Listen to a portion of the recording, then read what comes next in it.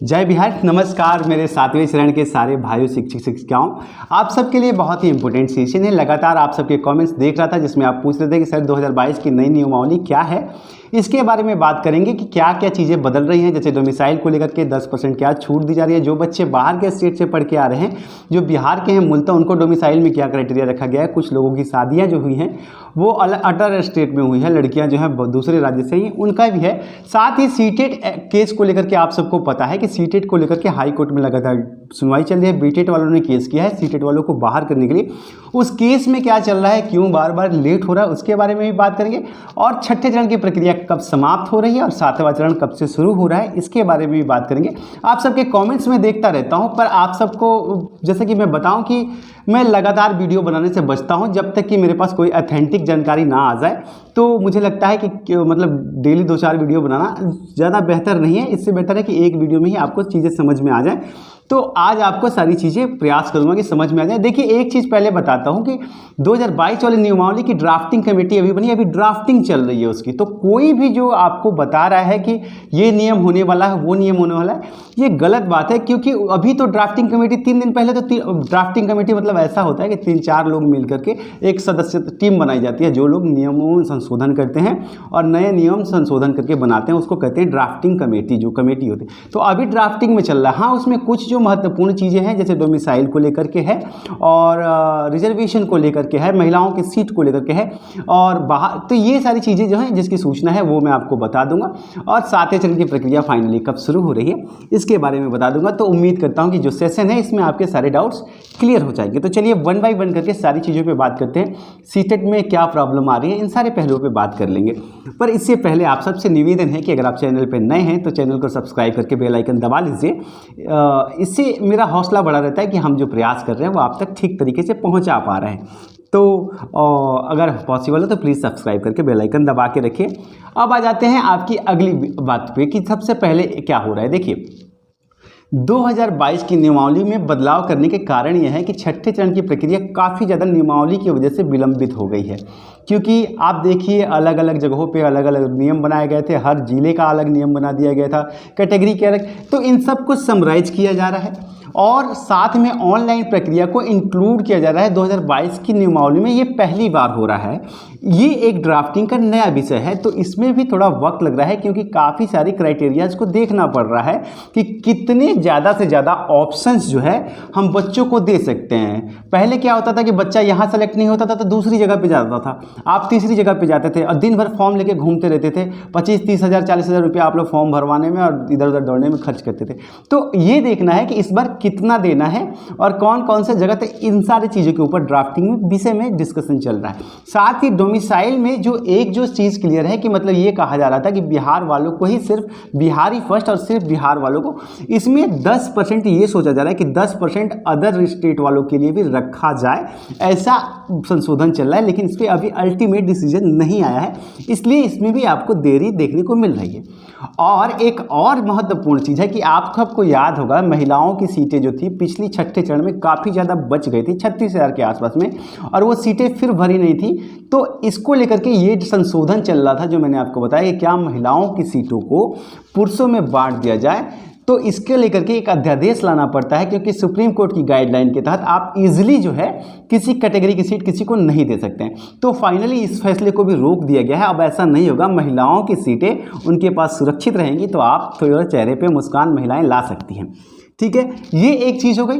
अब देखिए कि ये सारे ड्राफ्टिंग के जो नियम है, इसमें ऑनलाइन प्रक्रिया के बारे में मैंने आप सबको वीडियो में बना दिया है, तो फिर बताऊंगा तो वीडियो लंबा होगा और आपका टाइम वेस्ट होगा। तो आप उसको जाकर के देख लीजिएगा, चाहिएगा तो मैं डिस्क्रिप्शन में लिंक दे दूंगा। तो ऑनलाइन प्रक्रिया हो रही है, आप देख लीजिएगा। अब देखिए, इसमें जो मुख्य विषय हैं वो ये है कि प्रक्रिया को कितनी जल्दी से जल्दी समाप्त किया जाए और किस तरीके से फेयर तरीके से सबका चयन हो जाए। इसमें जो है सॉफ्टवेयर जो बनाया जा रहा है और जो चीज़ें जो बनाई जा रही हैं उसमें भी थोड़ा वक्त लग रहा है। छठे चरण का आप सबको पता है कि 19 तारीख को आखिरी लेटर जारी कर दिया जाएगा और इसके साथ ही छठे चरण की प्रक्रिया की समाप्ति की घोषणा कर दी जाएगी। और इसके साथ ही ये अपने द्वारा किए गए कमिटमेंट के लिए बाध्यकारी होते हैं, जहां वो कहते हैं कि छठे चरण की प्रक्रिया समाप्त होते ही हम 7वें चरण की प्रक्रिया को, शिक्षक बहाली की प्रक्रिया को शुरू कर देंगे। इसलिए आप ये मान करके चलिए कि आपकी जो प्रक्रिया है वो इस महीने के लास्ट तक आपको देखने को मिल जाएगी। और अगर ऐसा नहीं होता है तो फिर हम हाई कोर्ट भी जाएंगे और ज़रूरत पड़ी तो ट्विटर कैंपेन भी करेंगे। ट्विटर आईडी मैं आपको दिखा दूंगा, आप वहाँ देख लीजिएगा। आप वहाँ चाहें तो ज्वाइन कर सकते हैं। ठीक है, ये एक चीज़ हो गई। अब नियमावली के विशेष चीज़ें क्या हो रही हैं, एक चीज़ इसमें ये भी है कि बहुत सारी औरतें जो हैं वो जो हैं मतलब उनके पति बिहारी हैं लेकिन वो किसी बाहर के स्टेट से आई हैं, तो क्या उनको बिहार का मूल निवासी माना जाए? इसमें जो है प्रक्रिया बाधित हो रही है क्योंकि नियम के अनुसार वो बिहार की मूल निवासी नहीं है। पर चूंकि हिंदू मैरिज एक्ट अगर समझा जाए तो उसके तहत पत्नी जो होती है वो पत्नी के पति की संपूर्ण अधिकारी होती है, सक्सेसर होती है। तो इसको लेकर के ये कहा जा रहा है, ये माना जा रहा है कि संभावना इस बात की है कि महिलाएं जो बाहर के स्टेट से आई हैं उनको भी समान डोमिसाइल माना जाएगा। और एक चीज़ और है कि कैटेगरी सर्टिफिकेट, जो आप सब लगातार लड़कियां या लड़कियों का सवाल आ रहा है कि सर कैटेगरी, और ख़ास करके लड़कियों का कि सर कैटेगरी सर्टिफिकेट में हमारी कैटेगरी हस्बैंड की होगी या फिर हमारी कैटेगरी हमारे माँ बाप की होगी। तो देखिए ये भी इस हिंदू सक्सेशन एक्ट के तहत आता है और इसमें साफ साफ है कि जाति की पहचान हमेशा पिता से होगी, पति से नहीं होगी। इसलिए हमेशा जाति की जो बात है, इसलिए आप इस बात का ख्याल रखिए कि जाति की जो होती है ना वो हमेशा पिता की पक्ष से होती है और आपकी जाति पिता से मानी जाएगी, पति से नहीं। इसलिए आपको कास्ट सर्टिफिकेट पिता के हिसाब से बनवाना पड़ेगा। और एक और चीज़ जो मैं लगातार आपसे कह रहा हूं कि जितने भी डॉक्यूमेंट्स आप बनाएं वो सब के सब प्रयास करें आप कि वो सारे के सारे डॉक्यूमेंट्स जो हैं ऑनलाइन बने तो ज़्यादा बेहतर है। और अगर कोई भी त्रुटि है तो उसके लिए आप एफिडेविट बना करके अपने पास रखें। देखिए मेरा काम है सिर्फ आपको गाइड करना, अल्टीमेट करना आपको है ना। तो मैं आपको चीज़ें बता दे रहा हूँ, जितनी सारी चीज़ें आ रही हैं। तो नियमावली 2022 की मैं आपको इसलिए कह रहा हूँ कि स्पष्ट नहीं है, इसमें सिर्फ संकेतिक बताया जा सकता है, लेकिन कुछ चीज़ें स्पष्ट हैं कि बिहारी फर्स्ट, पहली चीज़, महिलाओं की सीटों का बंटवारा नहीं किया जाएगा। और हाँ एक और मुद्दा, जो बच्चे जो बाहर के राज्यों से पढ़ के आ रहे हैं, बहुत सारे बच्चे हैं जिन्होंने पूरी पढ़ाई ही दिल्ली से की है लेकिन अल्टीमेट वो बिहार के हैं, तो उन बच्चों को मौका दिया जाएगा कि नहीं दिया जाएगा? तो ये भी इस नियमावली में संशोधन के साथ आ रहा है कि आप सबको भी मौका मिलेगा, जो भी बाहर के राज्य से पढ़ के आए हैं, जिन्होंने 10th +2 ग्रेजुएशन सब कुछ बाहर से किया है, उनको भी। अब आ जाते हैं एक और मुद्दा जो है सीटेट वाला, कि सीटेट वालों में देरी क्यों हो रही है। सीटेट वालों में देरी का एक मुख्य कारण जो है वो है बेंच की ना बैठने की, और उसमें 2 कारण है। कभी कभी जज साहब की बेंच नहीं बैठ पा रही है, और कभी कभी जो आपको पता है कि सारे वकील को आना पड़ता है पक्ष और विपक्ष की, तो सरकारी वकील कभी कभी बिजी रहते हैं तो वो भी हियरिंग अटेंड नहीं कर पाते हैं। और ऐसी सिचुएशन में भी जो है हियरिंग जो होती है वो एक्सटेंड कर दी जाती है अगली तारीख पर, क्योंकि जब तक दोनों पक्ष नहीं रहेगा सुनवाई नहीं होगी। इसलिए ये चीज़ें जो हैं थोड़ा आगे कैरी फॉरवर्ड हो रही हैं, पर जल्दी ही इसका निष्कर्ष भी आ जाएगा।